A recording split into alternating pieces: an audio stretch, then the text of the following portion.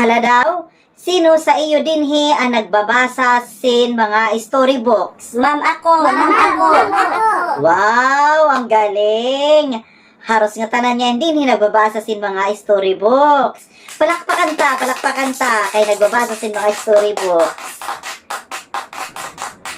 Niyan, sino man sa iyo nakila kang Cinderella?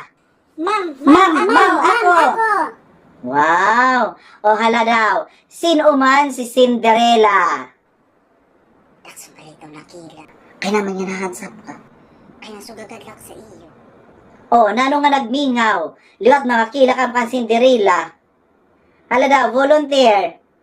Plus 10 ang makasagbang. Ma'am, ako. Oh yes, tabibang.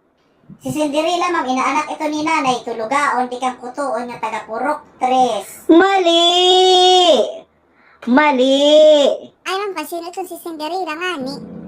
Okay, si Cinderella ay isang tauhan sa isang kwento. Siya isang mabait at matulunging dalaga. At siya ay ulila sa ina. So, tatay nala mayon siya. Tapos, yung tatay niya ay nagkaroon ng asawa. Nagkaroon siya ng stepmother. Nung namatay ang kanyang tatay, si Cinderella ay ginawang alila ng kanyang wicked stepmother. Isang araw, nag-imbita ang prinsipe ng grand ball doon sa palasyo.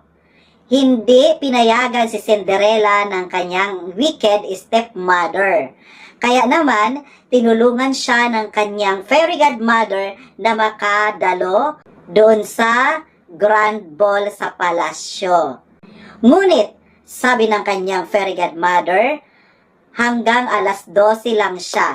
Pagpatak ng alas 12, dapat daw siya ay nakauwi na. Ang tanong, bakit kailangang umuwi ni Cinderella ng alas 12? Ma'am, ako. Yes, Buranday. Ma'am, kay tutubalo siya sa kanya stepmother in maagahan siya sa sarayaw. Mali! Oh, anyone? Ma'am, ako. Oh yes, tabibang. Kay nag-araw pinuto sa kaya fairy godmother, kinanglan ako umuli kay bangin magpanos ang pagkaon nga kanya gimpaputos. Mali na naman! Oh, anyone? Ma'am, ako otro. Oh, Buranday, otro. Ma'am, kay bangin mahubog si Cinderella. Mali!